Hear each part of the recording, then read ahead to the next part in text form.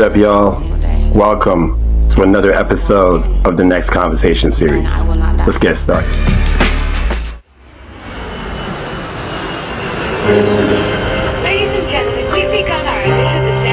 We're going to start with one of the songs off the album that many are saying is one of the best albums of the year, if not the best album of the year. The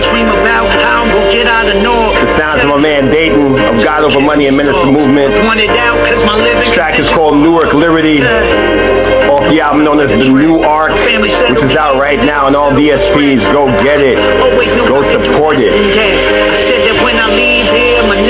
First track, let's go. It's been a couple of years since I moved to Florida, and it's wonderful there. But now I'm 30,000 feet up in the air, flying back to North, and I feel more comfortable here. Swear. Yo, the storytelling is crazy. Let me let y'all rock to it though. So I'm just used to this crime. Like even from this window seat and view from the sky, I can see the gloomy city and it's producing a smile. It's funny. To make it then escape was the plan, but look at me now. I'm sitting here anxious to land, cause I appreciate North. It made me the man I am today. My character was shaped in its hands. It's molded by the hardships. What I was taught in North couldn't be taught at college courses. A textbook couldn't teach what street smarts is. The hood was my professor and my homies were my sources. So if I went back to talk to the old me, I tell Lil Dayton on the porch there is no need to worry. You can stop the fuss and don't panic, you'll make it out. But while you here, don't take nothing for granted. Value the lessons, because if you don't, you wish you had. And you're missing here, so cherish every moment that you had. You've heard them say your heart is where your home is. So no matter where you go, that's where your golden song lives. Brick City. I'm telling you, man, the storytelling is crazy on this. Brand new DATIN. I'm just letting people know that I'm on IG Live right now with a very special guest host coming soon. She might be on already, for all I know. We hope to see you again soon. Yeah, she's there.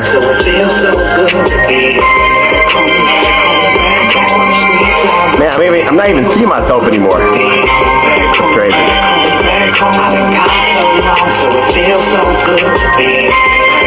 Let me see if I can bring her in.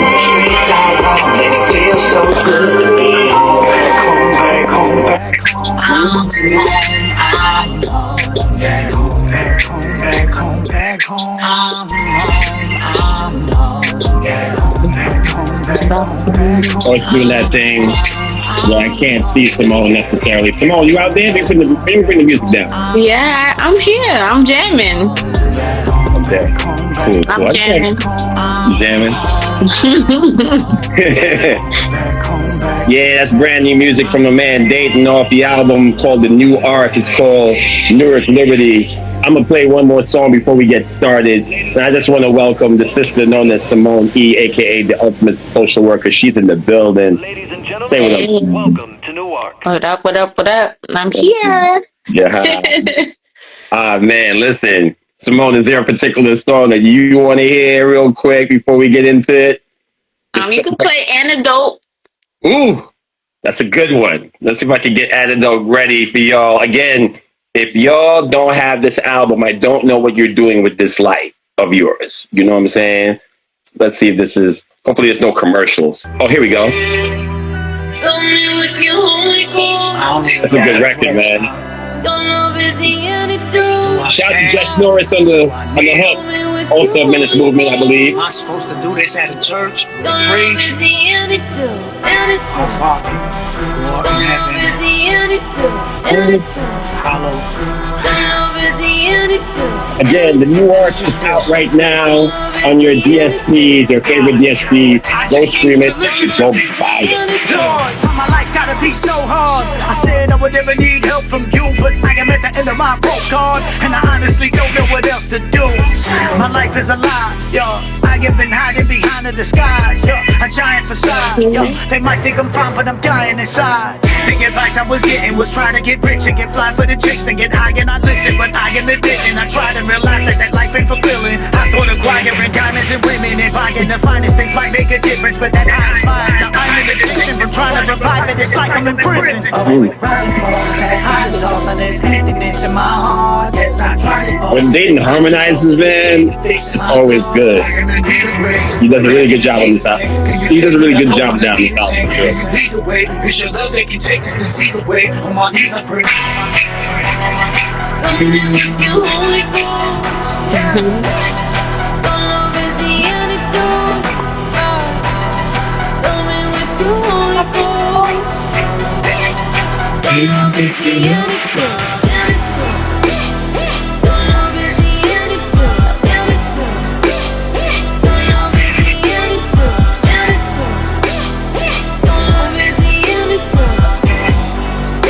I'm gonna cut it here. What's that? Yeah, because we gotta get started. I can play this whole album right now. So, Yeah. Simone, I can't see you on my screen. I only see me. Is my face fully? Is my head cut Yeah, off? that's what I was gonna make sure I let you know. I feel like your head is a little cut off. I can see more of your face than last time, but yeah. Sit back, be a little more comfortable. Right here. Yeah, I mean, you could give yourself more headroom. Like more I here? see more of your hitty than your head. Yeah, that's better. This Yeah. better? Yeah. Okay. Are you comfortable? You look mad awkward. No, I think I'm good. So I'm good here. I'm good right here where I'm positioned. Yeah. Okay. Awesome. Ladies and gentlemen, man, happy Wednesday to you and yours. It is March 4th, 2026. I am Jason Andre Roberts, aka Conquest. I am a creative. I am a lyricist. I'm a songwriter. I'm an event curator. I'm a journalist. I'm a podcaster. One of the tallest people on the planet.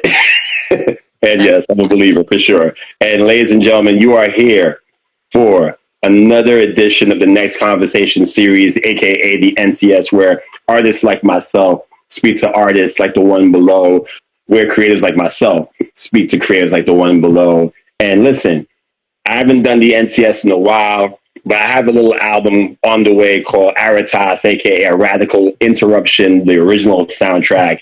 And I decided to bring the NCS back for this purpose, to talk about the album, talk to the people that's involved in the album, and talk about what they got going on outside of what Conquest got going on. And we'll also touch on a couple of things that are related to the kingdom and kingdom music and all that other good stuff. So I figure, yeah, let's do it this way. If I'm going to bring back the NCS, because I'm in artist mode more than journalist mode, but if I'm going to bring it back, it would be for that purpose. So you get to learn more about me, the music, and also the people involved in the collaborative process with me. And man, I'm so honored and I'm so happy to have this sister here with me. She's not new to me and her collaborating on anything, you know? And there's such a laundry list of things I can say about the sister below, but she's soon to be Dr. Machette. I'll just start there. She's a social worker. She's an author. She's a podcaster. She's an event curator. She's a model. And she's also a Christian R&B singer of late. Well, actually, not of late. I think the world is now getting hip to that. And she's just an incredible person, man. And I'm honored to have her as a best friend, as someone who I collaborate with on a regular basis, and also a guest host of today's episode of the NCS. So with all that said, further ado, if you're in the chat, I need to see some fire emojis, clapping emojis, all these things. And please make some noise for Simone E, a.k.a. Simone Machette, a.k.a. the ultimate social worker. Yeah. Ooh, you always give the best introductions. Like that could be a job that you do, a side hustle, just like people. Yeah, man, I try to give people their due, man. I try to give people their flowers. And it's deserving, you know? So, Simone, welcome. Thank you for being part of the first episode for this season. Oh, man. Simone, we got a lot to talk about. Yeah. Right? According to you, I saw that promo. I was like, "What? We talk about all of that? Oh, let me go get my notes." Yeah, listen, we getting crazy with this. Now, listen. I want to say this. We're going to try and keep this at an hour, maybe an hour and a half. I don't know how the Holy Spirit's going to lead when it comes to that, but, you know, we try to get to it. You know what I'm saying? But I see my man Dayton in the building. Shout out to you, bro. I see my man Chris Stanley. I almost said Crisp. Well, it's Well, probably that's what it says, so I can see why you would say that. Hey, brother yeah, Stanley yeah. and I Dan, we know out people call here. me radical sometimes, just off the cuff, because that's probably my IG name. But yeah, shout out to my man Stanley in the building. Shout out to you, man, and of course Dayton's in the building. So since Dayton's here, so I had a conversation with Dayton earlier today through voice messenger on IG, and he's currently in transit right now. I actually wanted to get him on the show to talk about this album, to talk about this new work experience. You know what I'm saying? I did want to start with Simone, all that she's doing, her involvement with my project. But since Dayton's here, and I don't know if he's pressed for time or whatever the case may be, I feel like we should just get to the music and the author of the music that we just experienced. So we're going to talk about two things really quickly. Not too quickly, but quickly enough. We're going to talk about a brand new album that's out right now, courtesy of Menace Movement and God Over Money Records, known as The New Arc, courtesy of one of the best MCs in our space, Dayton. But we're also going to talk about first the album listening party that went down at Church City, USA. Shout out to Pastor Richie Righteous. Me and Simone both attend this church, right? Now, I've done a lot of talking because I had to intro this thing. I was there. Simone was there. Simone was actually on camera that night. But I want to hear Simone speak on this first, as far as her experience with the album listening party and, you know, Dayton sharing his heart and his music in front of probably close to 100 people in that building. So let's start there. Simone, what was your thoughts on that personally? I thought it was nice. It was very classy. I remember that Sunday Pastor Rich was like, "What did you think?" And I was like, "You know what it reminded me of? It's like back in the day where you had like Berry Gordy and Smokey Robinson, and they would just be sitting and they'd be listening to the new music of the artist coming out, and people just, you know, taking notes. They're like, "Yep, that's a hit. That's a hit. Nah, that's a hit." That's Motown energy. That was the vibe that I was getting. Like overall, it was very light, very classy. I appreciated actually hearing the entire album. I've never really been to a listening party, so I didn't know like how focused it was going to be on the listening part. So I did appreciate that we got to listen to the whole album. And I think I love like Dayton's testimony and how he described his creative process. And I'll go even further. Like my favorite part, first and foremost, the part about the distractions I thought was hilarious, the distracted music, because I don't listen to any of it. My favorite album is Hell in the Hallways. That's like the literally only Dayton project that I actually know reference that I will have play. Like I loved it. Like, so when he said that, I was like, yo, that's crazy. Like, if that's who you are, then I definitely know that I like who you are. I wish you could do more of you music. But as far as the new art goes, I love the play aspect. I love the fact that he referenced using the template of like playwriting to write this album, which shows that, okay, there's some real competency skills that he had to apply to curate it. And I want to elevate that because I think that sometimes people try to play Christian music as if we don't follow standards of like real creative making, like people that go to school to learn how to create certain things. It's like we're still following these standards when we're making music or whatever it is that we're creating, so that it still gives a quality presentation. The vibe that I got listening to, I was listening to it for the last 2-3 days. But today I was listening to it a lot, and what kept getting to me, I was getting Hamilton meets A Bronx Tale. So I don't know if y'all ever seen A Bronx Tale on Broadway, but I actually saw the Bronx Tale musical on Broadway. I got more Bronx Tale vibe to it, actually. Really? Yeah, because the Bronx Tale, just to cut you for real quick, the Bronx Tale, I've never seen the musical, but the Bronx Tale is one of my favorite movies of all time. Like, it's a top 10 movie for me. And I can see where it felt more Bronx Tale than anything else, given the middle part of the record, the whole thing really. So yeah, that's Yeah, the skits, the way the skits was, it reminds me of like how the Bronx Tale was done on Broadway, especially like the part where he was like, throw him in the bathroom, no, throw him in the bathroom. Like it was cute because it's like I've seen the movie, so going yeah. to see the play in certain parts of like how they mixed it, and it was just like, yo, I just want him to do the play, like, you know, hit me up, Dayton. I can strategize for you a whole world plan, low budget, but Whole still high plan. quality, Yeah. like of how you could pull this off because it's there. It's already there. So like it needs to be a play. I felt like it was just really dope. I appreciated all the melodies mixed with the rapping. It wasn't overwhelming or overstimulating, and you could really follow the story. I feel like I closed my eyes and I could picture everything that's happening, but like I really was getting, you know, that family, like that's like the storytelling.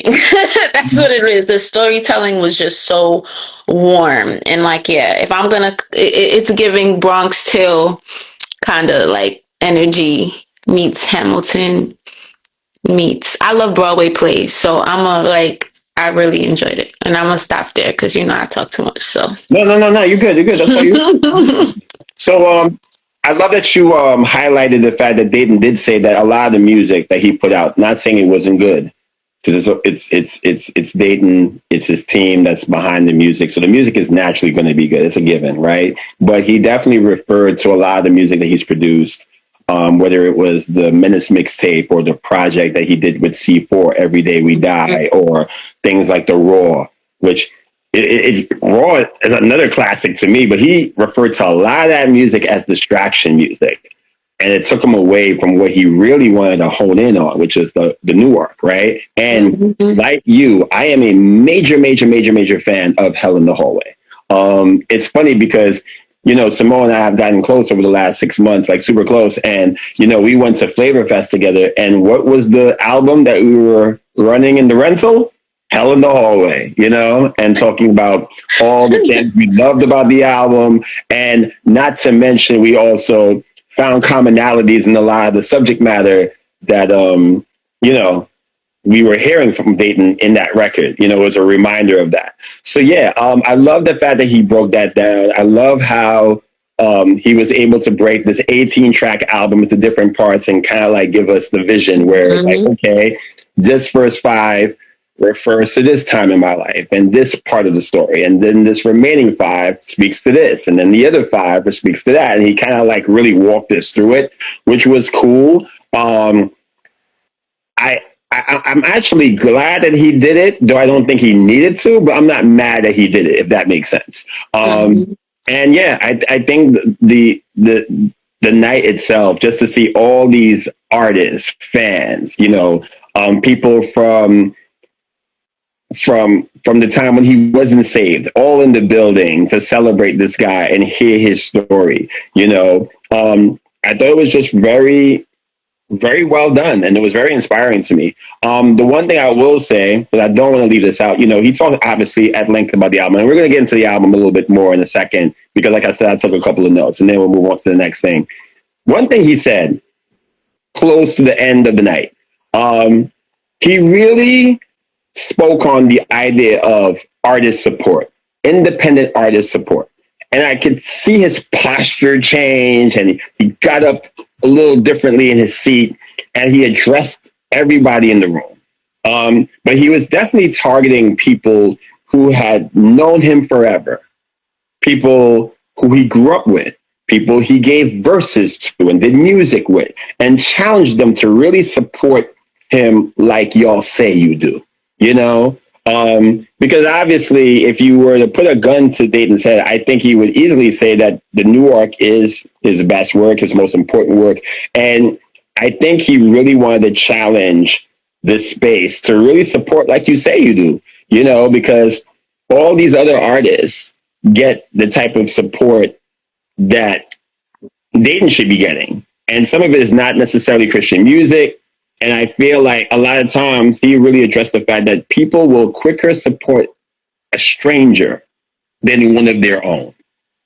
And that, we need to change the culture of that. That we really need to get into a posture of like, hey, get behind this record. Don't take it for granted. This is a great body of work. And I feel like, if you say that you support someone and you really want to see this type of music take more of a dominant place in the marketplace, in the musical landscape, then you need to hit up your Apple, your Spotify, wherever you get music, and drop that $9.99.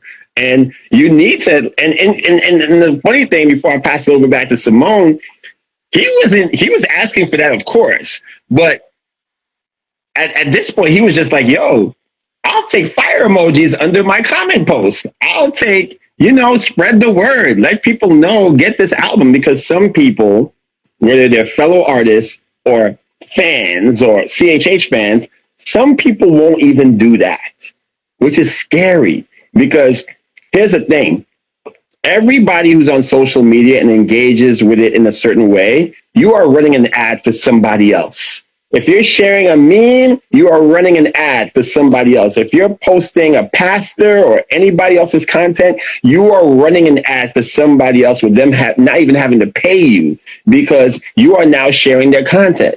So if you're going to do that, why not do that for the music needs to reach somebody, one of your own, somebody doing it at a top tier high level? Why not do that? So I'm really glad he spoke up for himself and for other artists in the room when he got into that. What were your thoughts on that, Simone?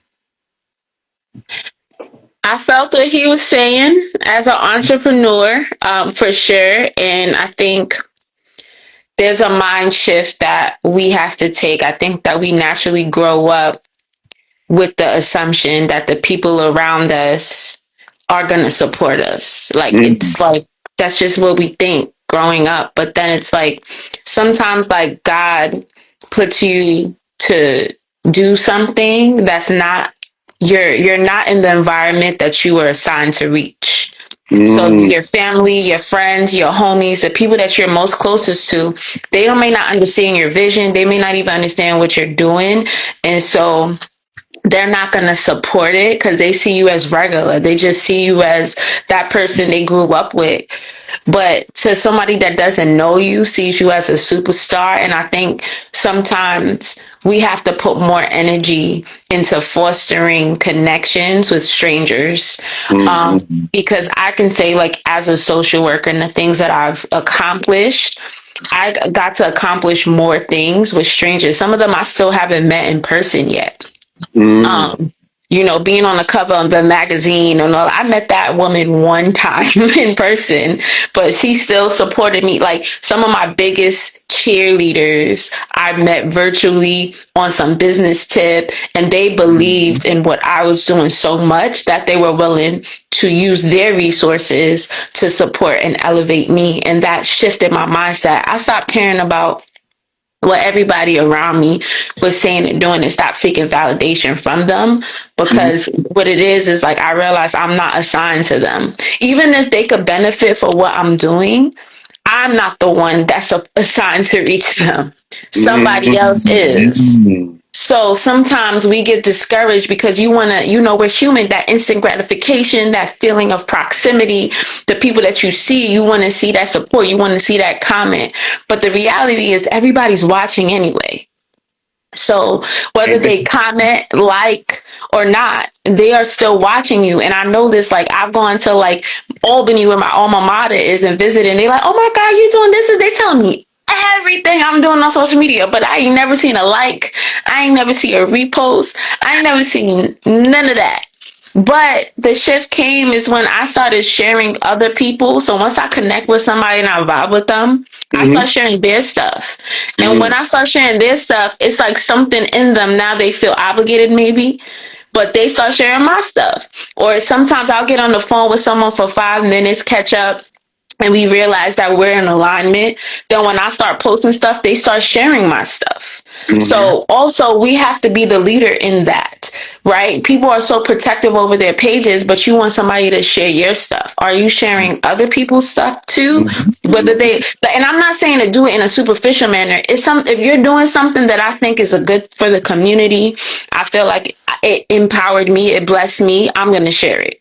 Now, if you're doing something whack, corny, weird, funny, no, I'm not sharing it. I actually might unfollow you because I've done that too, right? But in the midst of it, like, we have to be the supporter that we say we want to attract or to have at the same time. And I definitely feel him. I go to shows, I pop up. People may not know me. Like, I'm not trying to be famous, and I don't want to come across like that. So I'm not the one that's going to your face and let me take a picture with you. No, no. To me, I feel like it meant more that I showed up, I bought a ticket, and I supported your event. I feel like that's enough. That's all I need to do as my position as a fan. And I try to empower others, bring people along and things like that. But that's just me. I'm one person, but I can say the support I've received is because I show up and support other people. So more people I see come and show up for me. Amen. No, I love that. I love that. I think that's a very, very astute breakdown of how to receive, navigate the idea of being supported as an independent creative in any aspect, right? Funny enough, you and I were talking earlier today, and the one thing I said was that, sometimes, like I put a post up today, I shared somebody's thing, and, there was a response where they reposted my thing, and they mentioned that, Conquest always shows love, so you should show love. And I'm thinking to myself, yo, bump that. Like, yes, that's important, but my reasoning for sharing other people's work isn't about getting love or showing love. It's part of it. It's a particle of it.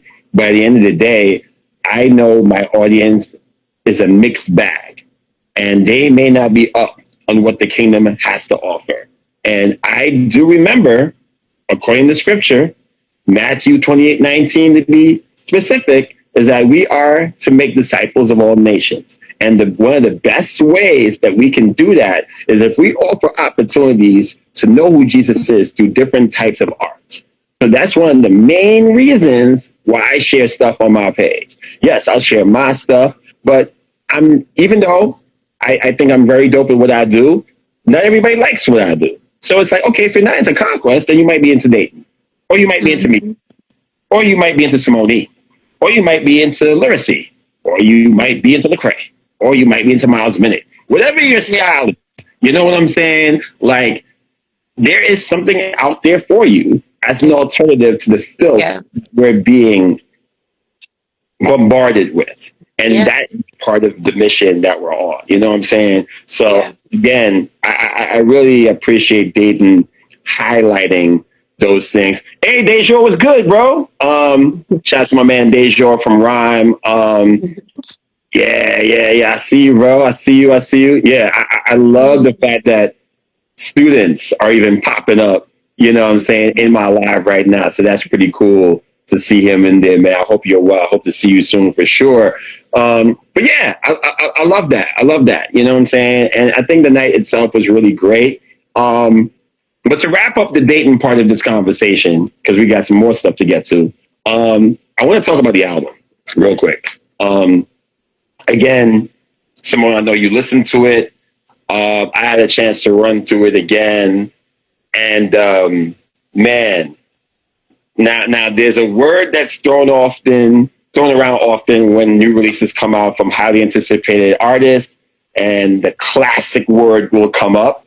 Like, yo, is this a classic? Is this a masterpiece? I mean, even with me writing, creating, and performing a Radical Insurrection, the original soundtrack, I have every intention of making it the best possible work it can possibly be. And I would love for that perception being the case with my body of work, right?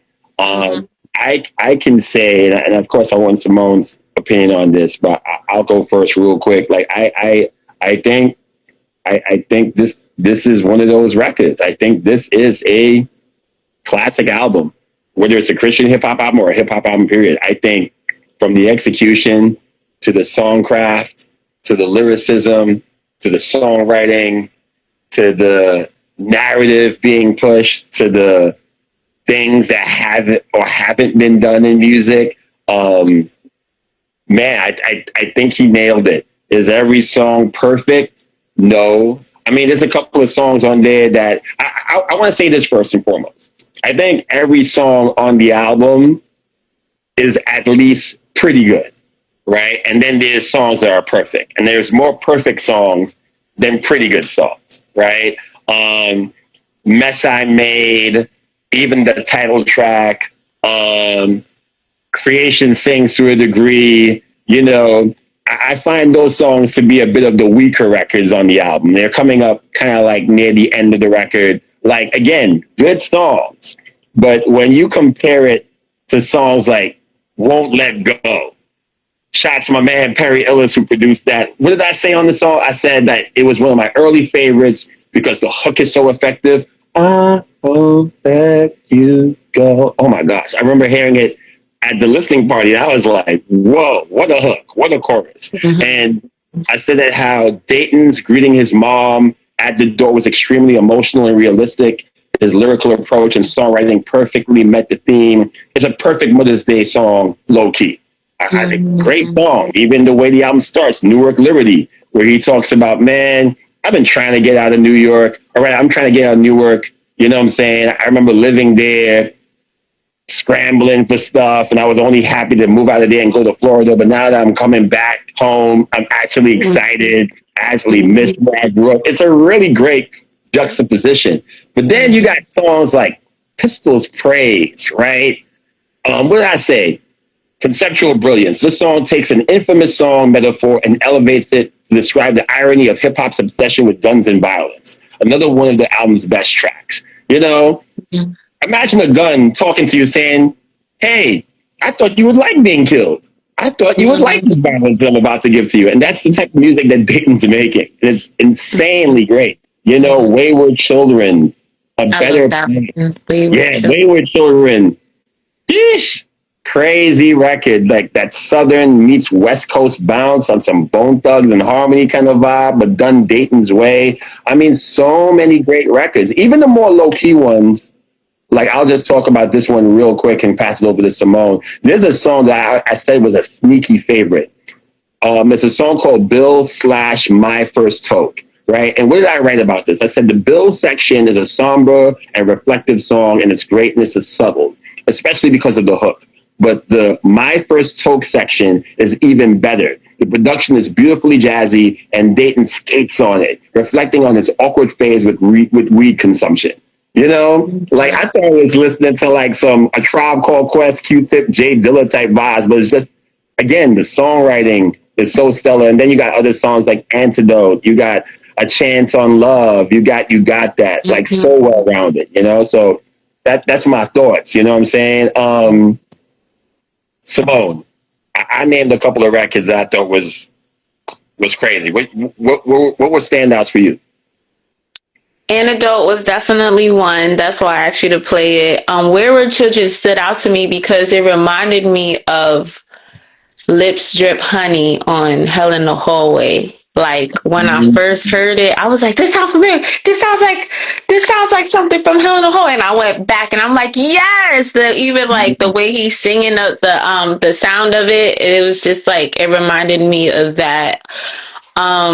I think that, so like, what makes an album a classic? Like, I think that needs to be defined because everything you just said is subjective. You said weakest song, word. Like, I don't know what your measurements are by saying a song is strong or weak. But to me, a classic is a album that anyone can relate to, regardless of gender, regardless of age. And I feel like because of the way in which he approached it with the whole play theme vibe story with the skits in between, like the skits really help you pay attention to the lyrics of every single song. And because of that, the storytelling is so strong, especially like the part that hit me was like when Mikey died, I think. Yes. Mikey. And And it was just like, oh, y'all, he's going to a better place, y'all.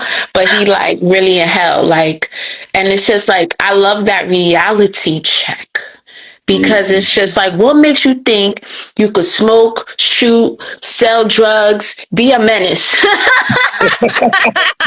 Pun intended. Be a menace to society. Yeah. And think that you are going to a better place. And so I think that like hit, I think the young people can learn a lot from it. And I think the older folks would appreciate it the way that it sounds. Again, I'm big on like the melodic sounds Mm-hmm. in between. It just sounded like, yo, this is a mature person that put this together. And that to me is why, like, I feel like it's classic, and I can't wait to see the play next year because I feel like next year is, it's gonna be a play, Yeah, and I'll be the first one. I told him as much when I was on like voice messenger with him. Is like, yo, I told him a couple of things. I said, please do not give up on this album prematurely. Promote the heck out of it. Videos, whatever you got to do to have the new arc in people's consciousness, because that's how I move. Like, that's what I'm trying to. I think Can I speak to that for a second? Like, Dayton, if you watching this, you don't know me like that. I seen you a couple times, but I just want to say, like, I need you to speak about yourself in a way, in the confirmation and confidence that you are. Please speak about your music. Hey, I'm just talking to you. Yeah, my bad. I'm driving, so it's mad dark. Yeah, it's mad dark. I hope y'all can hear me clear. We can hear you beautifully. Yeah, we can hear you clearly. Yeah, I'm like in the middle of nowhere too, so if I lose reception, forgive me. I just been with the phone down, listening to y'all, and I just wanted to tap in before y'all get into the next subject and just thank y'all. I appreciate y'all listening to the album so thoroughly and giving it your time. I saw someone do a live reaction, and it was like watching a car crash. Like, bro gave it a great review, but he tried to do a live, but like on his first listen and capture that, and he was just missing so much.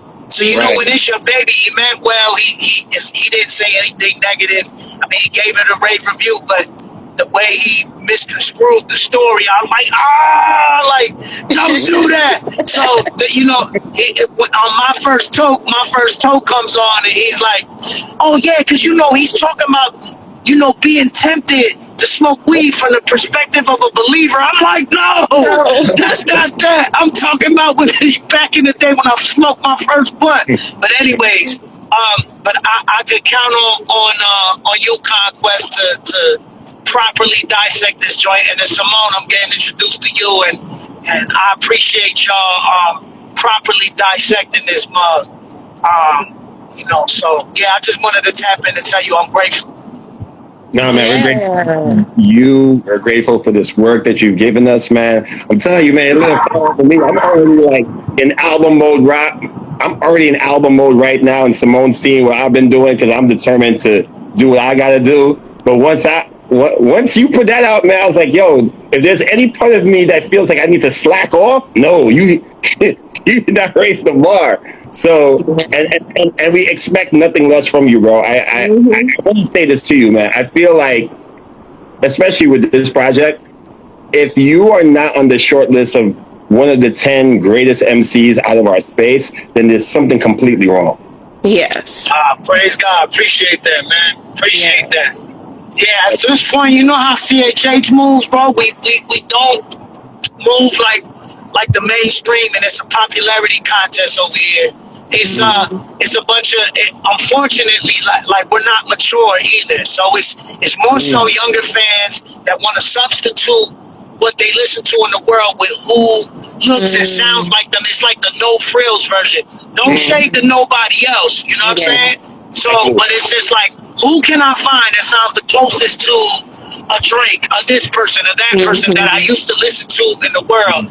So these type of topics and these subjects and that conversation about lyricism and all that, I've already learned a long time ago it doesn't matter.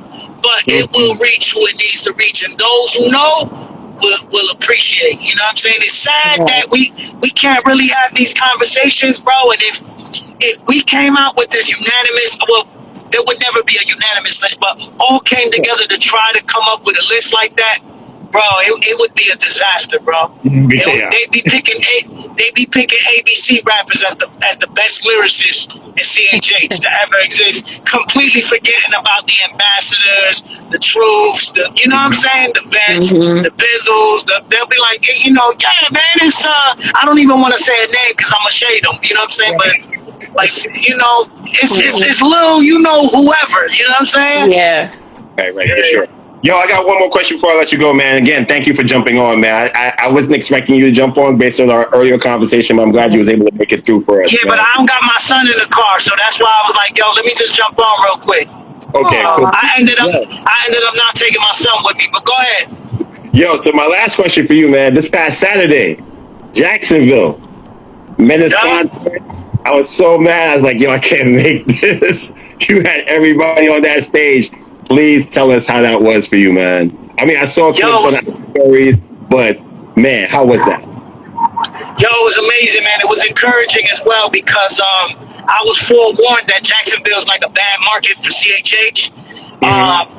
And man, I don't know, man. I gotta credit the Holy Spirit. Kind of like I got that warning, but I saw the venue. The venue was super dope. Architect has performed there a couple times. He's posted pictures, and I hit him like, "Yo, son," because it's a theater, it's not a church. And I'm just like, "Yo, son, you know, could you link me to see if we can get this concert there?" And you know, the Lord easily opened up the door to make it happen, bro. And we had a great turnout, bro. I mean, it fits 600 people. We ain't sell out, but we had a real good turnout in a bad market. That joint is bad encouraging. Everybody did their thing, and it's something that now, like, I'm double inspired. You know, y'all was talking about the play. Me and Richie talking about how we can make that happen for real. Yeah. And I wanna do that, and I also wanna take this Menace movement showcase on the road. So after I saw what we did and how effective it was, and the people responded to it, I'm like, man, I'm about to bring this on the road. So yeah, it was dope. I love that, man. I love that for you. Listen, thank you for joining us, man. Congratulations. Simone, was there anything you want to say to him before we let him go? I just wanted you to know I appreciate you. I've been following you since when you started with God Over Money. You came to Church City. I was telling Quest I got the shirt with the gun with the lion on it and all that stuff. And you're just dope. I would love for you to communicate about yourself in the manner of the dopeness that you are. You know, I heard in the listening part, you said a lot of things like downplaying yourself. Well, I will hope I could get an investor. I hope like there's so much more things that you can do. You know, life and death is in the power of the tongue, and you are awesome. You are a really awesome talent, and I just wanted to speak that into you. And if you need support, you need a strategist to help you with anything out here, especially in New York City area, hit me up. I got you, bro. Word. I appreciate that, sis. Yeah, I'll tap in with you. I gotta follow you after I get off this joint. So appreciate that. Thank you so much. Absolutely, You're man. welcome. Congratulations, man. Definitely. Yeah, thank you, bro. And I'm looking forward to your project, my brother. I'll definitely give you some snippets, man. We got some Menace movement on that record too. I got some things. Okay. Bet. All right, bro. I'll talk to you. I appreciate y'all. All right. Have a good night. Drive safe. All right. Thank you. Peace. Dayton, ladies and gentlemen. That was Dayton. I'm glad he was able to pop out, man. That's super dope. Super dope. But yeah, listen, I don't think I need to say anything more. The guy just showed up. That was dope. Yeah, everything I gotta say has been said. Except go get the new arc. You know what I'm saying? The new arc is out right now. 18 records, 70 minutes of music. Very much worth your time. There's not a bad record on there at all. It is one of those albums that you could put on and not even think about it. There's no need for a skip button, a pause button. None of it. Just let it run like it's a movie. It is, man, incredible. Shout out to Rob, man. What's up to you, bro? Yeah, incredible body of work. One of the best albums of the year, if not the best album of the year so far. And yeah, we're looking forward to seeing the Menace Movement concert and showcase come to New York City. You know what I'm saying? New York City.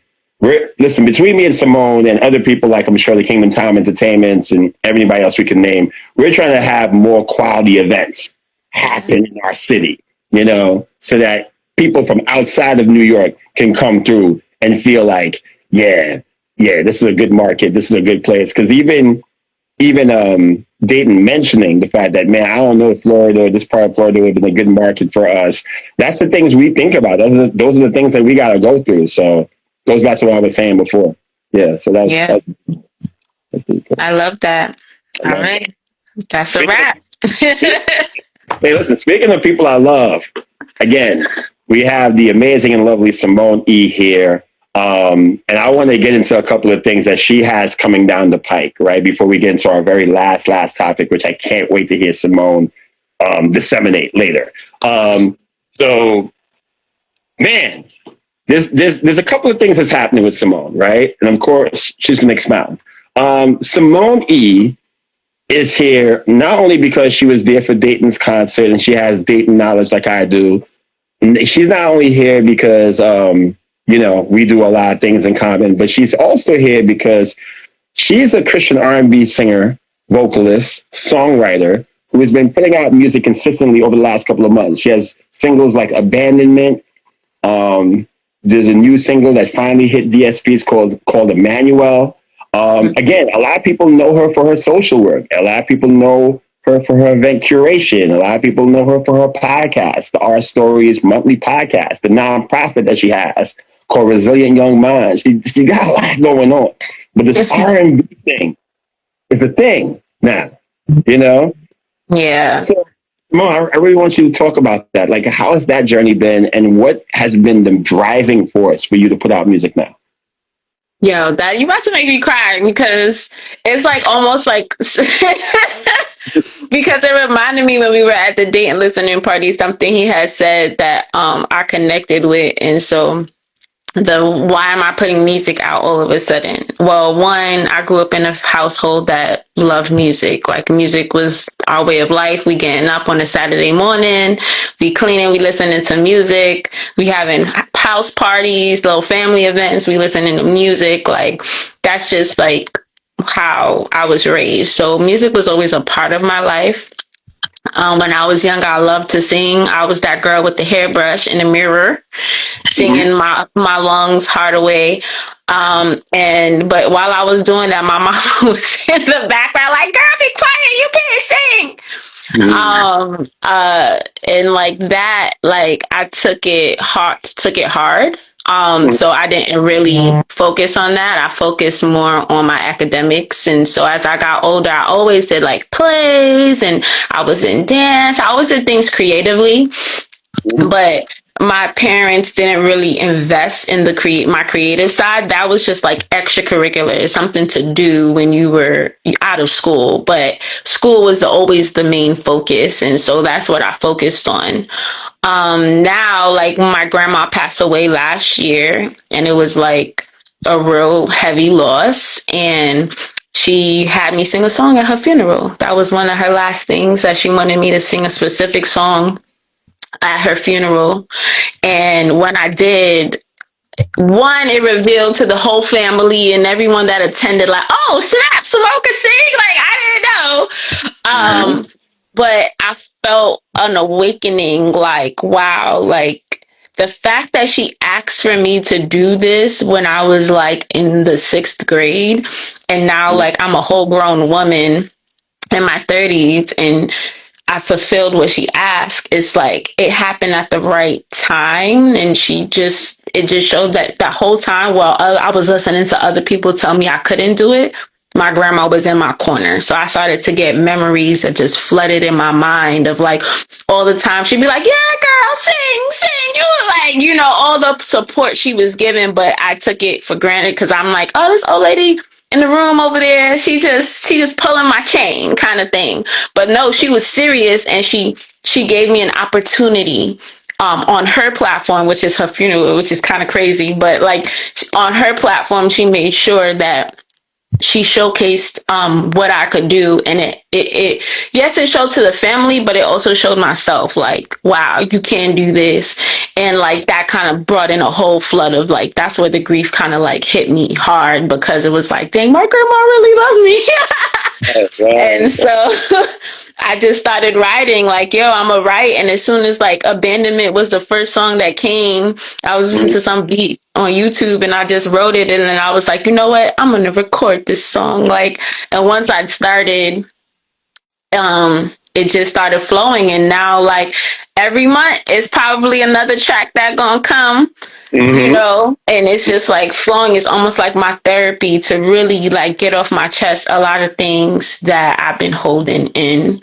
And yeah, and I think that I always wanted to be a singer, but I didn't feel comfortable being a singer in the secular world. Like there was nothing about it that made me feel comfortable being. I felt like there's so much compromise, especially as a woman, you know, a little cute little petite female. Like I just feel like I'm throwing myself to the wolves. And there's like a safety in like the Christian music space. So following y'all for the last like 7 years, just, you know, I just was like, it's a lot of rapping. It's just a lot of rap concerts I've been to. Where's the R&B? Like I want to hear those R&B sounds. And like the same way y'all are doing like real rap, whether it's boom bap trap, whatever it is that y'all doing, like I want to hear legit R&B, like Escape, SWV, like R&B sounds. And so I started writing to the type of beats that I want to kind of create the sound that I want. But you know, it's worship. No, I love that. I love that. So let me ask you this real quick. And I'm glad that you gave the history, because again, people need to know their why when they're creators. And I think that you just established that really beautifully for us. I've been in the studio with you numerous times. Maybe one song I missed out on, like as far as being in the studio with you to record a manual, but I've been there from pretty much everything else. Now that you are actively being an artist in every sense of the word, writing your music, choosing the music, recording it, getting feedback, adjusting, what is the thing that you've learned yourself? Sorry, what is the thing that you've learned about yourself? I don't know where my English went for a second. What is the thing that you've learned about yourself being a recording artist at this stage of your life? I think that I'm learning how to be comfortable in my authentic self, despite what other people may think. Like, I'm about to get a whole doctorate degree in social work, and in that, it was about helping people. So my whole life was really built on other people, helping other people, wanting to serve other people. Like, I love to serve. My love language is act of service. Like there's that side of me, but in the midst of serving my whole life, I never really got to foster my own identity. So like the music is like my way of getting to know myself. Like if I was able to be Simone without any limitation or without anyone telling me that I couldn't for whatever reason, like who would Simone be? So even like in the studio, like we go back and forth because it's like I just don't want to compromise this part of me, because it's just like the fact that I'm doing it is already a big step, and I want to really be me, and I don't want anyone else's opinions to influence, because that people pleaser in me is very like real. Like I will, yeah, it's real. Like I will then be like, okay, and then just be like, then I just start to ignore that voice within, and it's just like if God is trying to speak through me, He's speaking to me and not you right now. And what He wants me to do is not the same thing He wants you to do. And so I just want to create something that I know authentically came from Him, so that I don't have any what if, woulda, coulda, shoulda, wouldas about it. I'm doing it the way I need to. So it's just, yeah, like getting to know myself and what I can do, and just starting to like let go in that area. So I'm looking forward to see how far I go with it. Amen. No, I love that. I love that for sure. Well, with that said, I feel like I'm giving the people an exclusive, right? So yeah, I'm going to do that now. So as it stands right now, in the last year, Simone has released Abandonment and The Manual. Both songs are available on all streaming platforms right now. You can get them wherever you hear music, wherever you can get music. But there's a third single that's coming, a song called Let Go and Let God. No, it's not. It's called Let God Be God. You keep saying Let Go. Let God Be God? Yeah. I don't know why. Yes. Yo, see, that's a big. Let God be God. Yeah, I don't know why I keep saying that. We're going to have to cut that. Let God Be God. You know what it is? It's a term that we often say. So I think I know. And then I say, I need to let go and let God. yeah. So, ladies and gentlemen, we're gonna pretend like that never happened. Ladies and gentlemen, coming very soon in maybe a matter of weeks. Yeah.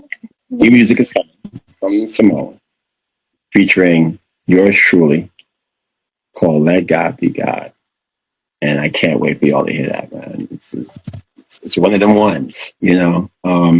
You're gonna get that near the end of the month, right? And there's a special reason why you're gonna get that song, which I'm very proud of. I'm sure Simone's very proud of. It's coming soon, but there's a reason why it's coming near the end of the month, where I think we're shooting around maybe March 25th, something like that, because there's something happening near the end of the month. Simone, would you mind telling the people what's happening near the end of the month of March? Yes, I'll be debuting my very first live performance on March 26th in Brooklyn. The Let Me Grieve party. It's Let's go.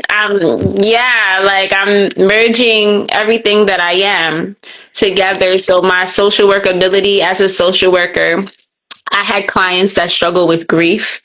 And as a trauma practitioner, that's really my niche area is trauma informed practice.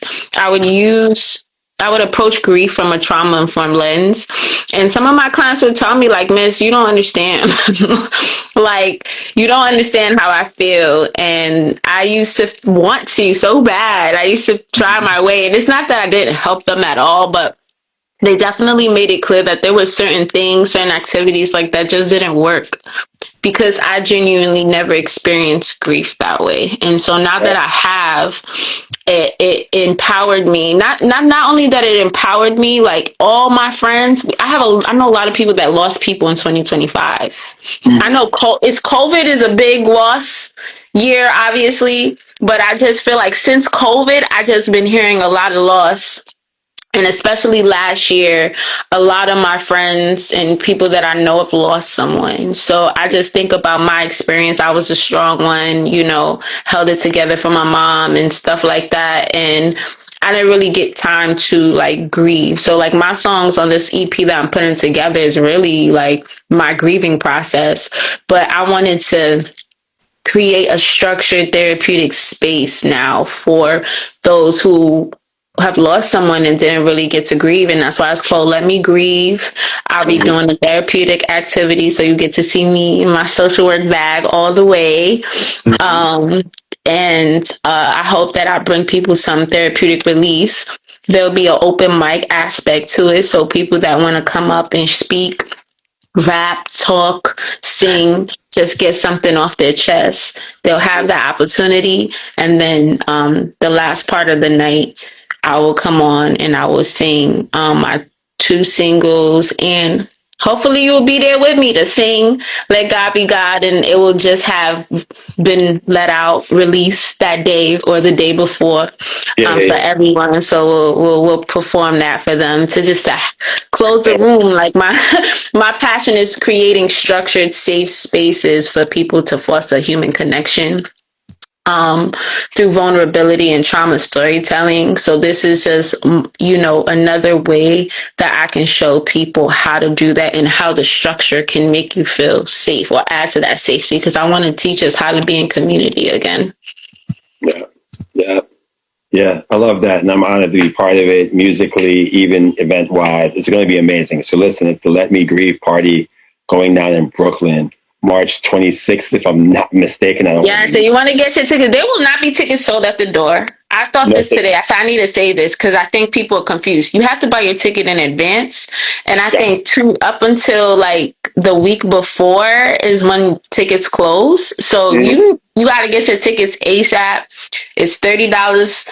Go to eventbrite.com. It's called Let Me Grieve Party, or you can hit the link in my bio or my artist page, I guess you could say, is the JCK Drip page. You can go there, click the link in my bio, and get your tickets on Eventbrite. I would love to see you, vibe with you, connect with you. It's a very intimate way. Its space is limited.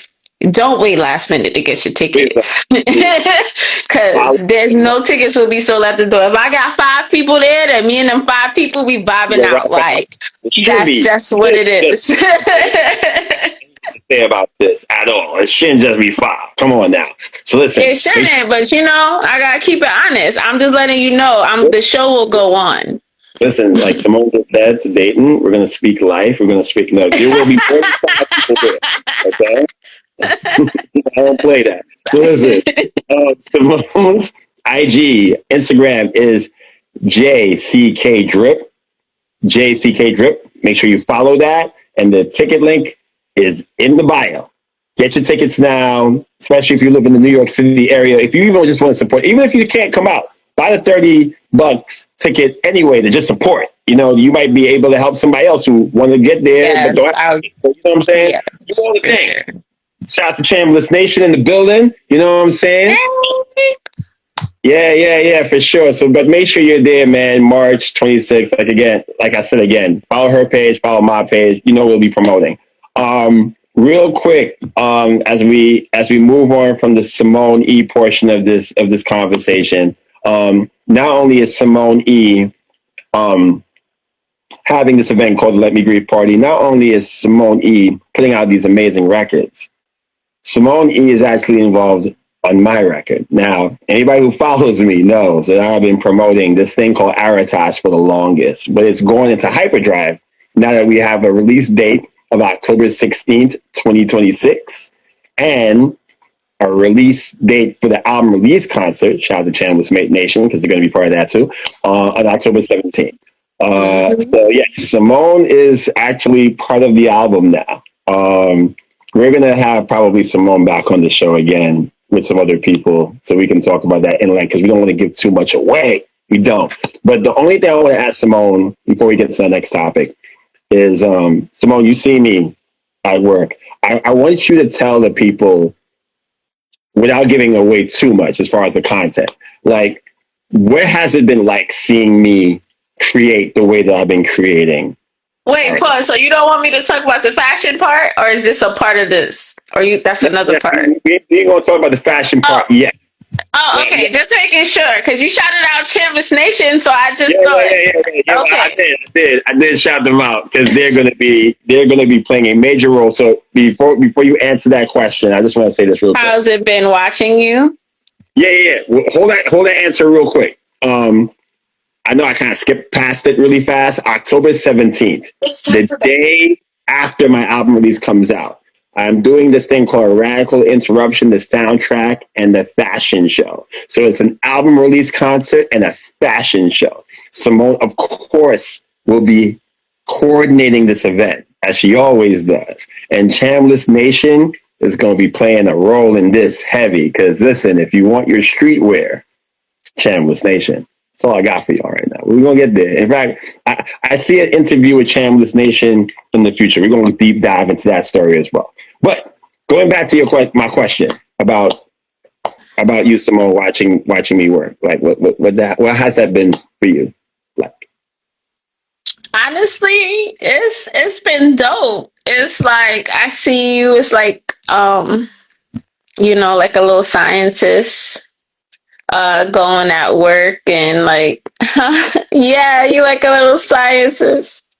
And it's like you very serious. You take your work very serious, but like it's not like you're mean, but it's like you're very serious about your work, and it's kind of inspiring. I feel like we talk a lot. Like you are open, you share things with me, and like I try my best not to like put my therapy on you, because I know like people hate that about social workers and therapists. They're like, don't therapize me. Are you saying that? Like, you know, like. So I really try to hold back to and like kind of like respect like what is it that you choose to share in the friendship. But I think that the questions that I've had or wanted to ask, I've gotten those answers by hearing the music and hearing how raw and honest you are. And it's not that I hope, it's I know that it's gonna be a transformational project, because I think men don't really share how they feel anymore. And I think that I think back in the 90s where there used to be like breakup records like Jodeci and them people, they used to have some breakup song. Like they would share the male perspective on like the vulnerability side of how they feel. And I feel like with your album, you're doing that. You're showing someone who valued their marriage and how what has happened is not easy. And even though you walk around and you smile and you show joy and love to people and you still show up every day, like you're still dealing with your own things inside. And then it's like, I don't know if you notice, like I be trying to be more gentle with you. I try not to be I'll be like, yo, like he going through it. Like I don't gotta have an attitude. No, just let him happen. Yo.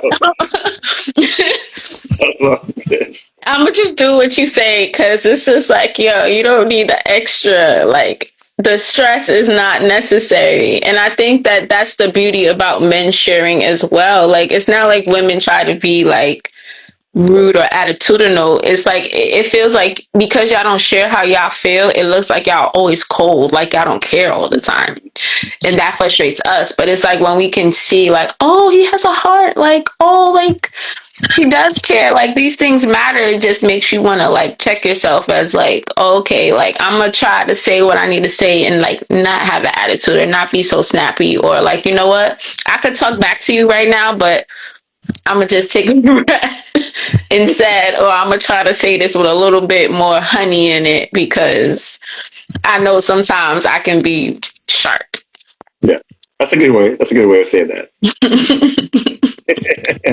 Or curt, whatever.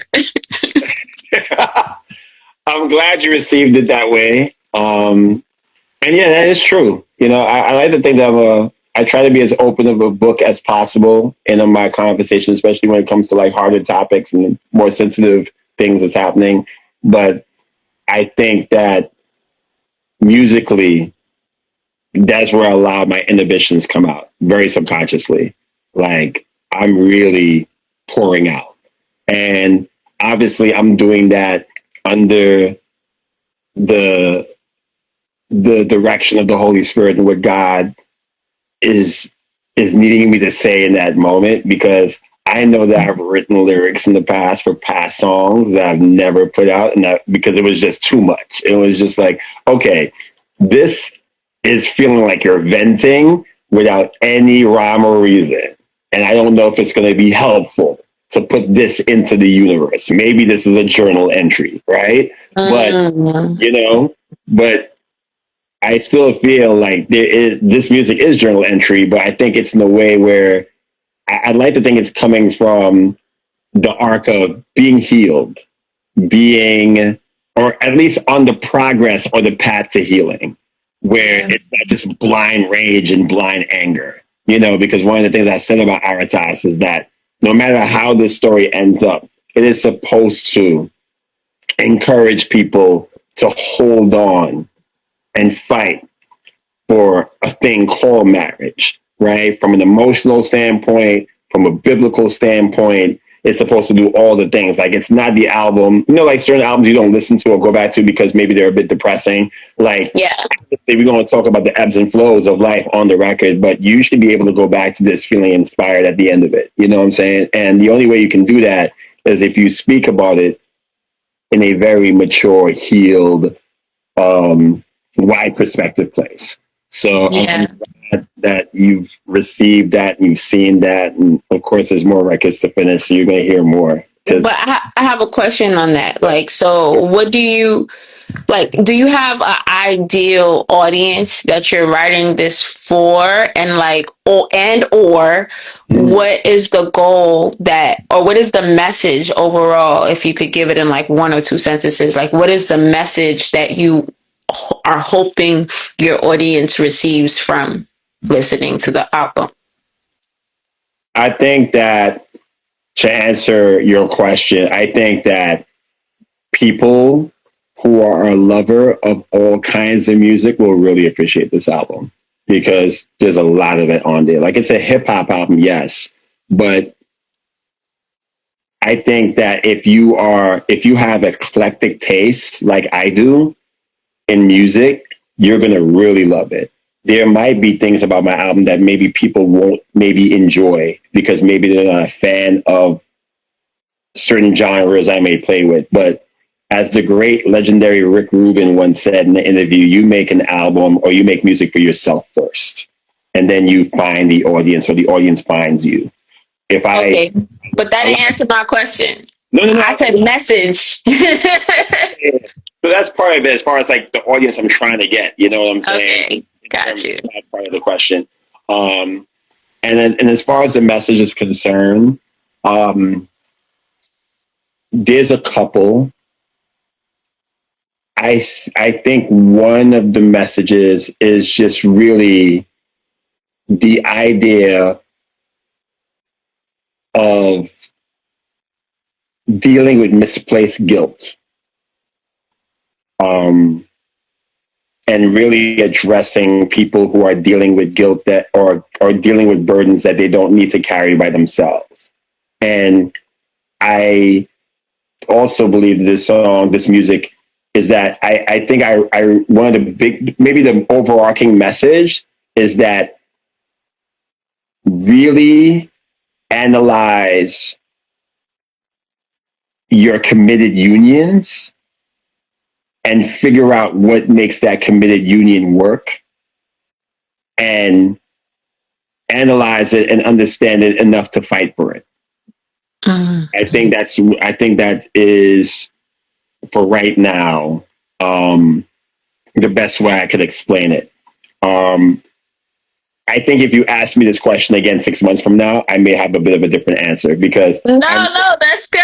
I think don't hurt yourself. It might, but like no, because it's like it's overall. Like you might have different layers, but like there's still like an overall theme. So I want to make sure I'm understanding and receiving it, the overall theme. And I think what I got from it so far, what I've heard, and I've heard it in pieces, so when I hear it in full, maybe my mindset will change. But what I'm gonna be honest about, and hopefully that inspires other people to come out and support and want to hear it. But I'm gonna be real, like what I've heard so far, you know how like we've talked about like singleness, and you know me being a singles eater, and me like not sure if like marriage is something that I even care about anymore because of my past trauma, but also just things that I've seen within the kingdom that's just wild to me.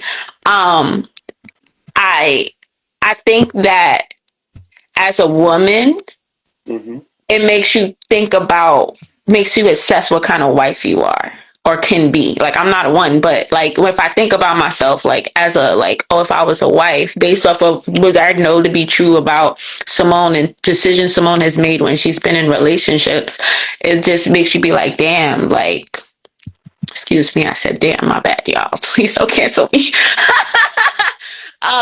It's just like, it makes you think like, dang, as a like, dang, it was I like in the past a bad girlfriend, maybe that's why I couldn't be a wife. Or it just makes you want to think about like how you handle yourself when dealing with men in general in that way. So I think that the way you described it, it sounded like it would help men, but like it would be maybe an anthem for men that can say, like, that are afraid to say these things. But I think that for the women that care about the topic or interested in the insight on the male perspective, it can help us grow. Yes. In our thought process of how we handle and interact men that we say that we love. I love that. Yeah, I think that's pretty accurate as well. Yeah, it's a lot of messages, but it's all circling around that one thing. What I was going to say was that, again, 6 months from now, it can be added. Like, because again, I'm writing this in real time. Like, I don't know how the album's going to end. Like, I know there's certain songs that are going to be track 1 and track 13, but in terms of like the main part of the story, I still don't know how it's going to end, which is interesting. And I think that's another reason why I wanted to give myself enough time, because I figure like within this window between now and when I have to wrap up and bring the masters onto this real kid, things will be said in a way where it's just like, okay, this is how the story is supposed to go. So yeah, but as far as like where we are right now, that's pretty good. It's pretty good. That's pretty accurate. Mm-hmm. Mm-hmm. So, speaking of accuracy, that's actually a pretty cool segue. So we've talked a lot on this NCS episode. Again, thank you all for hanging out with us so long. We literally have, it's 9:15. We're going to wrap this up in the next 15 minutes. So about 9:30, we should be done. And I feel like that should be enough time to break down what I want to break down. And it's kind of related to what we were just talking about, funny enough. So I love the segue. So recently, I was scrolling through Instagram, like a lot of us do, and I came across a post from a Christian DJ and radio personality known as DJ Focus, who's part of this thing called the Fix Radio Show, which is transmitted through Sirius XM and Holy Culture Radio. Shout out to all the people over there. I've met DJ Focus a couple of times, great guy, from the times that we've interacted and stuff like that. And I just want to say this first, and I know this is about to come off very disclaimer-ish, but whatever.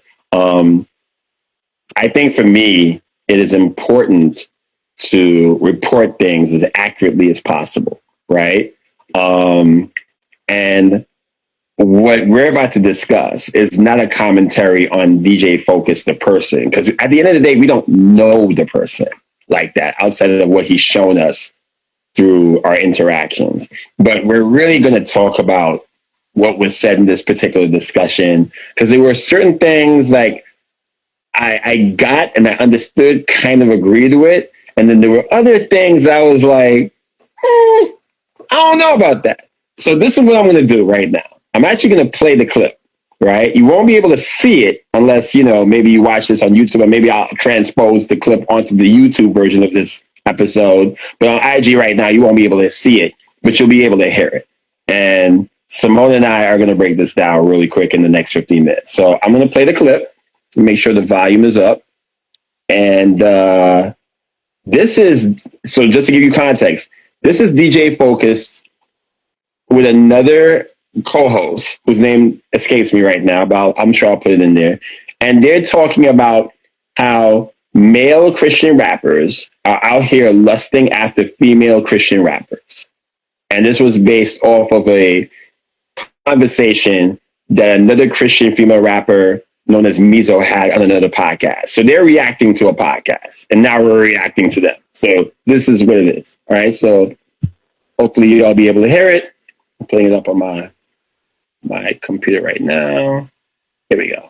It looks like our little sis Mizo went on a podcast. A Gate Living Combos. That's what it was. Okay. On YouTube. Y'all go check that out. And the young lady asked her, about her, dating situation. Has she dated some Christian hip hop rapper before? Oh my goodness. She had a lot to say, didn't she? Yes, she did. He was one way on stage, but with her, he was a totally different person. And saying like how he would ask her for nudes. Like she was like, she's just really started to see his fruit. Okay. And again, you're a Christian rapper. You shouldn't be promoting lust and fornication. There has to be some flirtation going back and forth. So, because I'm a man, so I know how. Again, when I was chasing my wife, I'm going to push to see how far I can go. So y'all can say Christian rapper, all these things. We gonna be men and women first, specifically, especially when you don't know your word to that level. So That's a cute response. Yeah, he should be a man of God. He shouldn't try to push up on you. Sexual attraction is the first thing that draws us all to anybody. When I was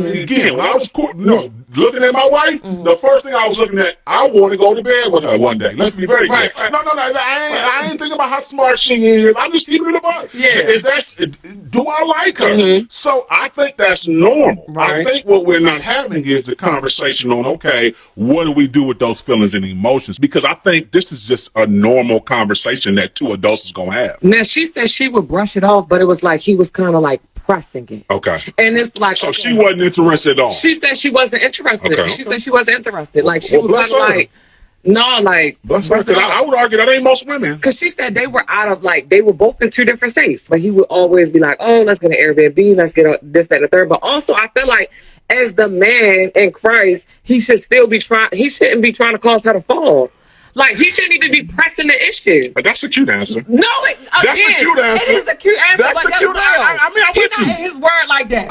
He's not in his word like that to be doing what he need to do. Usually the man is not. So if we keep it a buck, but if he's usually the woman leads the man to cry. But if he's a rapper professing that he's a Christian and he's doing all these things, he should be at least he shouldn't be lusting after this. You cannot do that. No. We're not doing that. So again, you got to be held accountable because you got to have a certain amount of men around you that can be able to tell you, like, nah, bro, that ain't right. Like, nah, like, stay in your word, stay in your Bible. So it's, again, if you're a man of God or claiming to be a man of God, I get where she's coming from. Like, bro, like, you're trying to cause me to sin. I get That's it. a wolf in sheep clothing. If you can't even sit up there and talk because you over there thinking about sleeping with this person or she got some nice thighs, there is an issue. You need to figure out what the issue is. Yeah, lust. It's a lust. Yeah. But you cannot be up there leading people astray or not even discussing and talking about it and admitting it to somebody so they can help you and walk you through that. No.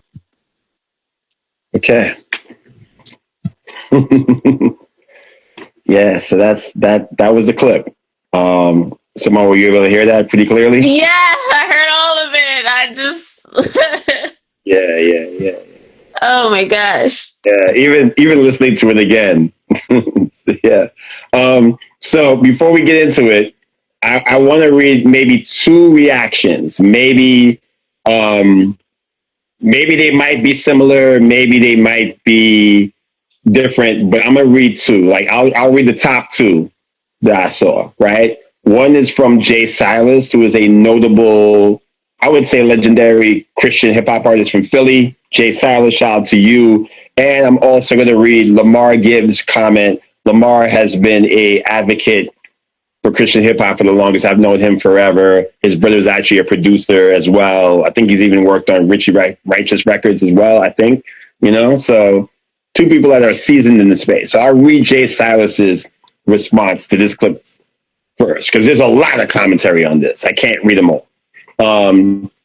So Jay Silas said, physical attraction is first.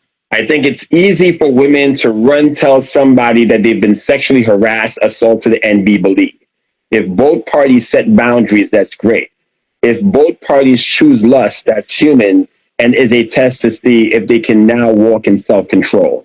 If God is actually joining them together, they will both struggle and have victory in that area if they are in fact and have victory in that area is what he went to, right? If they are in fact attracted to each other. I've been painted as a villain. I've had boundaries and met women who've had boundaries. Usually when someone villainizes someone, it was both consensual and something happens that causes a party to leave. Usually men. And women feel that they will be exposed or have low self-esteem and feel mad at themselves for consenting. Many women lack self-control too and must know that men are looking for women with standards, boundaries, and respect for themselves. Both genders deal with lust, but it's easy for one gender to cry wolf. Maturity usually shows false when parties part ways because of expectations. There's more, but it's a lot. So, but that's pretty much his point. And then I'll read Lamar's thing, which brings in the DJ Focus part that I want to address. We got to be careful in how we speak. He said when he first saw his wife, I wanted to go to bed with her. That is different from when I first saw her, she was attractive to me. The first statement he said is a statement of lust. The second is a basic physical attraction. We can't use let's be real to excuse that. I don't believe his intent was to communicate this, of course. I don't know him personally. I don't believe that either, just for the record. But that's why I'm stating this, because we have to be careful how we speak when we have these platforms. Okay. So, Simone, you want to go first, or should I go first? Since I've now laid it out. I don't even want to, but I'm gonna do it because you asked me to. Because I got less than 6 minutes to say how I feel, because I feel a lot of things. Go a little over.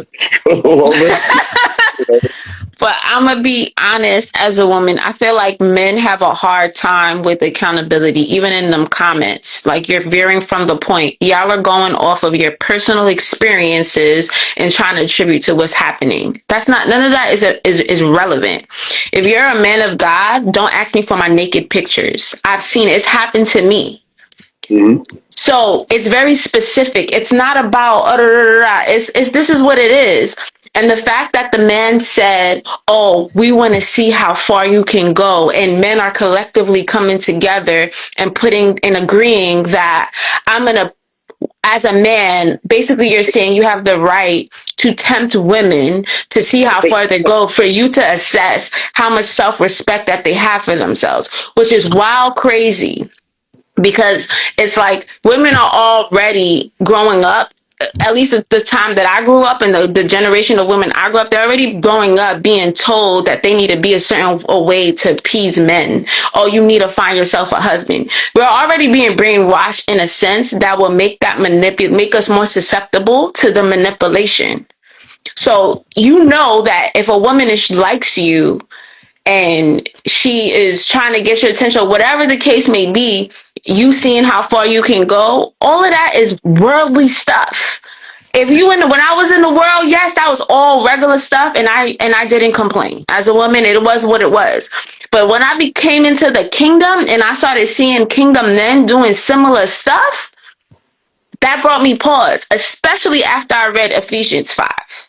Like, especially as I went in there and I fully understood what is supposed to be happening and how a man is supposed to treat a woman, especially after I saw how Jesus treated women. I'm just like, yo, no, you're wrong. If you are saying you're a man of God, you shouldn't be doing it. You should have self-control. You should be able to control your thoughts. You could be attracted to her. You could even get a little excited. That don't mean that you're going to go and ask her for nude pictures, because what do you need nude pictures for? And that's the point that I don't see anybody addressing. Y'all are making excuses for why men react the way they react, as far as you're defending the physical attraction, and nobody's mad at you for being physically attracted. The issue is what you're doing with that physical attraction. And then the second thing I'm going to say that I feel like needs to be blown up before I pass it back to you is the fact of when he said, usually the woman leads the man to Christ. How unbiblical is that? Y'all want to talk about Eve fell and it's all her fault? Adam was first, right? So man had the first relationship with Christ. So why is it a woman leading you to Christ in the first place? And why are you so comfortable with saying that? Why can't you have your own relationship, man of God, for yourself? And if you don't, I'm not judging you, but don't go up on the stage ministering, talking about God, and you don't even have a real relationship with God. But then you want to come and be a serpent to me and test me and to see if my relationship is real with God and throw me off. And then when I grow in my spirit and I check you and call it out, now, oh, she was flirting, she was just being flirtatious, she just mad. Like, no. She realized, like, dang, I'm in a situation where I'm being manipulated right now. Because women can easily be manipulated. That's what happened in the garden. Eve was manipulated by a serpent. So now you're giving serpent energy. I'm sorry. I'm just like, that's my trauma talking. I'm sorry. Serpent energy is crazy accurate, actually. Yeah, I agree wholeheartedly. Again, like Lamar said in the commentary, I get what DJ Focus was trying to say, but it was worded way wrong. Or I'll go a step further. Maybe there's a subconscious part that feels that's added to this narrative, because again, I feel like men need to take more responsibility. Again, him saying that how I get women are very present in the church. We've heard so many stories about, men coming to church because a woman led them there. We've heard it, but it's all backwards, because again, at the end of the day, we should be saying this on this men. But even that adds to my point, right? Why are more women in church than men? Right. You get what I'm saying? If they're not married, it's not a lot of just regular men going to church. And when I ask them why, they're like, oh, it's too intense. It's always women thirsty to try to get married. Okay, but are you there?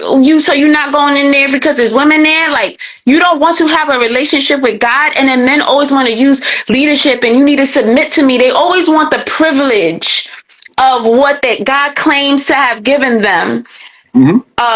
Get over women, that dominion or whatever, but yet they don't want to follow God's standards and his order. Make it make sense to me. You know what's funny? This just literally popped in my head. I can't tell you the last time I heard a guy said, yo, I led this woman to church. I've heard women that have led my husband to church. I've heard other women help other women come to church. Like, we had a baptism the other day, and we definitely heard that story. The senior, shout out to her, talked about leading somebody to church. But I don't hear too many men saying, yo, I came into this sister's life and I led them to have a relationship with Jesus. I invited them to church, and it was strictly platonic. I can't remember the last time I've heard that story, which is sad. Because men don't want to go to church. Men don't want to have a relationship with God. And I'm not understanding that. But then you want a female that has a relationship with God. How does that work? Yeah. You want the female to be pure and you want her to have all of these things and self-respect. But then you are literally trying to break her down in the process. Right.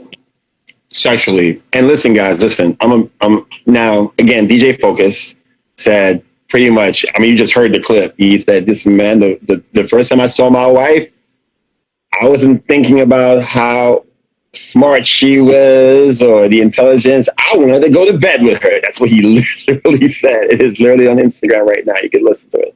And that's fine. Did he ask her for nudes after the first date or whatever the example the lady presented? Because that was the point. That's what you wanted to do.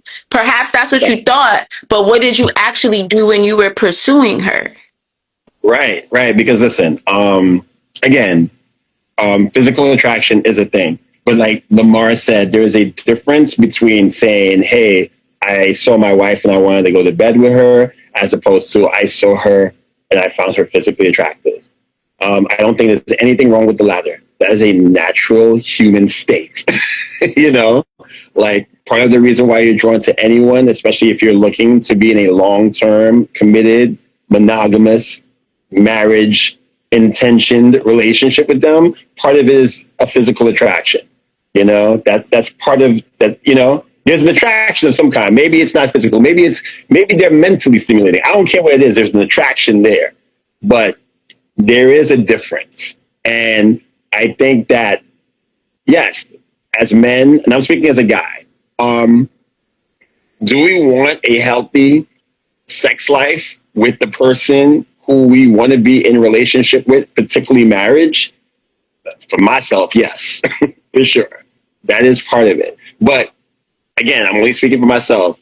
Any type of sexual attraction, for me, speaking for Jason Andre Roberts alone, I can't speak for every guy, but part of my sexual attraction to someone outside of a physical attraction comes from, do they stimulate me mentally too? Right? Or just the fact that they love God, right? Like the fact that they carry themselves in a certain way and they worship in a certain way. Of course, you're not thinking lustful thoughts as they're worshiping, but my point is that the complete woman that person is going to be like, wow, this is somebody I'm turned on by that. You know what I'm saying? But it's not your first immediate thought. Like that's not shouldn't be your go-to right ahead. You know what I'm saying? And with that being said, there should be a level of love there and care. So if you really care about that person, you're not trying to out them. You're not trying to put them in uncomfortable situations. You're not asking for nudes. You're just not. And especially if you are an artist, a male artist who has a platform. Now, have I always been perfect when it comes to women? I haven't. But that's why there's supposed to be male accountability where men are supposed to challenge other men to get it right. Like, hey, Jason, that's not how you talk to a sister, even in rejection or even in adoration or acceptance. That's not how you treat women. That's not the biblical standard. And I think what men need to do, as opposed to trying to out a woman to see where their standards are, we need to strengthen our standard. Right? I think when you're trying to like out somebody or, you know, like even if a woman or the opposite sex is manipulative, you have to stick to a standard and you have to have other men encouraging you to stick to a standard. Right? And I think that's a big thing that is missing from the conversation. Like there's a way to court a woman. There's a way to talk to women if you're interested. There's a way to be graceful in acceptance or adoration. And there's a way to be graceful in rejection. Because not every girl is going to like you. Not every girl has to like you. You know what I'm saying? And you can be respectful in all these aspects. And it's all laid out. But again, sometimes we misuse our masculinity and it puts people, even yourself, in uncomfortable positions. No, yeah, well said. I think in the things that you said that like you like in a woman, these are also things that you do yourself. And I think that that's very important in the messaging, because I feel like men do focus on whatever their list is, but they don't feel like they need to be any of the things, or they don't think about like, if I want a woman that loves Jesus and worships, why would she want a man that does not do that? You know, like that's not real about his faith. I think that that's important. And then the second thing is like that I've learned growing in my faith, and as I had to mature in my relationship with God, I realized like the dating concept of dating is perverted, and or courting, it's perverted. And because more men are not in church, they are courting women incorrectly.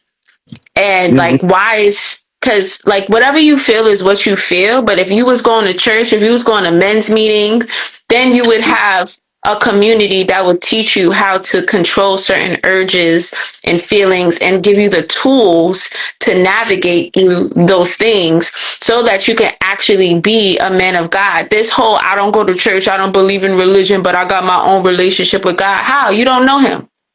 You don't read the word. You don't do nothing that would make you have a relationship with God. For all you know, you could be having a relationship with the devil, because who are you talking to? When you're saying you're praying, how do you know you are talking to God when you're not being accountable to any specific church, quote unquote religion, whatever? Like that's a part of your identity that's confused. And I just want men to just be better at who they are. Who are you? And being clear about that and being authentic in it, and stop pretending and perpetrating. Because behind all, like, one thing women do is take accountability, and we could run the receipts, because every woman in the Bible took accountability, even though people try to stone them, people try to play them. Even Eve, she took accountability for her part. Women do that. We do it all the time. That's why we constantly are at the feet of Christ. That's why we are constantly at the altar. That's why we are constantly in the church. We could take accountability for our parts. Men don't. It's something in y'all from Adam that have a hard time with taking accountability. Please. Yeah. Yeah, it needs to happen more.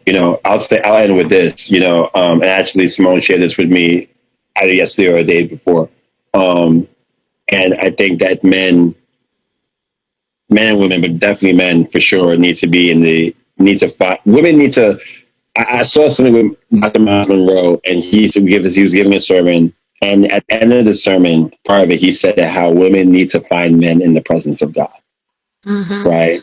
And I thought it was such a simple of a statement that is a simple statement that is, it's very profound, right? Because we just talked about church, and a lot of times people feel like they don't need church, but I feel like there's deception and isolation. You isolate yourself. You don't talk to nobody. Again, Jesus, again, God created Adam, but realize that Adam needed community amongst the animals. So he created Eve. There's a reason, there's power in community, right? But again, community is the thing that helps you stay in the presence of God, because that's where you want your future spouse to meet you, in the presence of God, right? Not in the presence of your ego, yourself, whatever, the presence of God. And that lays the foundation. That is, it's like when people talk about worship, right? When people hear about worship, they think, oh, music. Worship is a lifestyle. Worship is the presence of God, So if you're not in his presence, and presence means intimacy, presence means studying his word, presence means being sharpened amongst his people, then you're going to say some crazy things and act in crazy ways, so something to think about. But yeah, we just wanted to share that one with you. Of course, shout out to Fix Show. I mean, they did have a discussion. The sister, her name is hang on a second. I'm sorry. I did not have it. I had the caption kind of like off. Oh, Keel definitely said her thing and got hers off, you know what I'm saying? To offset what DJ Focus was saying. As I was watching this clip a couple of days back, I thought to myself, sometimes do these broadcasters do this on purpose? Like, yo, I'm going to be the bad guy. You be the good guy, the straight guy, to kind of like have discussions and stuff like that and make it more spicy. I don't know if that's what happened here. I doubt it. But, nowadays on the internet, everything goes. You think something is real and it's really not. It was practice. It was pantomime. It was everything. Right. But even if this was rehearsed or not, I think that we have to be careful of the rhetoric that we spew, especially on public platforms that are influential. You know what I'm saying? So hopefully it's a teachable moment for everybody, But with that said, it is 9:42. We didn't make 2 hours, but we were close. But I thought this was a very powerful discussion. Simone, how'd you feel about it today? Nah, it was good. It was dope. You just know how to get me to talk. It drives me insane. I be trying to come calm, keep it cute, and you always find a way to round me up. Conversation. Next conversation. That's what it is. That's what it is. You know what I'm saying? Listen, shout out to Simone E. Thank you for being there, for being here. I appreciate you. Please follow her on all social media at I am THEUSW, which is short for I am the ultimate social worker. So you can follow her there. You definitely need to follow her at JCK DRIP. So that's JCK Drip. We didn't even talk about that. You said we was gonna, we didn't. Oh, you want to talk about a later time in your series? Yeah, you'll be on here again. I'm just saying. Okay. Gotcha. Here again. This is gonna happen again. Okay. The streets need that. You're gonna be on here again. You know what I'm saying? So make sure you follow her on both handles, and say hi and make sure you get your tickets for the Let Me Great Party and open mic. Make sure you get your tickets at her link. Remember, there's no tickets at the door. No, I'm gonna come at the door. I'm gonna buy it on the day. No, there's none of that. Just get in the mix, right? And all the things. And of course, shout out to Dayton. He was here earlier. Make sure you get the new arc. Shout out to Dayton. I'm about to bump that. I'm gonna promote myself. I got brand new music coming March 13th off the album Radical Interruption. the original soundtrack called I'm Extraction in Saving. need of extractions. I'm in need of saving grace. I'm in Yeah, need. it's coming. The new version is fire. If you like the original version or the first version of Me in Paradigms, Me by Myself is a movie. So make sure it's on my social media. There's a pre-save link. Go get it. Extraction Saving Grace by yours truly, Conquest, featuring music from Paradigms, is out Friday the 13th of March. So make sure you get it. And I think that's it, man. Ladies and gentlemen, this has been Conquest. That's Simone E. This has been the Next Conversation series. Look out for these on a Wednesday. I'm not sure when the next one is, but it will be this month, actually. I think I know who the next guest might be. And I think I just mentioned them a few seconds ago. So, and shout out to everybody who hung out with us. Shout out to Stanley. Shout out to CHH Dope Selects, my man Vaz, all the people that came through and hung out with us tonight. Simone, anything you want to say? Any parting words that you would like to give to people, real quick? No, thank you for having me on. And, I hope that y'all listen to the music. If you want to heal, if you want to just be in your car vibing or at home and just be in your thoughts and just have a intimate moment with God, definitely, download Abandonment, download Emmanuel, and Let God Be God is coming out. And I would love to see you on March 26th. So definitely get your tickets so that we could chop it up. And that's it. Have an amazing night, y'all. Definitely. Until next time, this has been the NCS. God bless y'all. We out. Peace.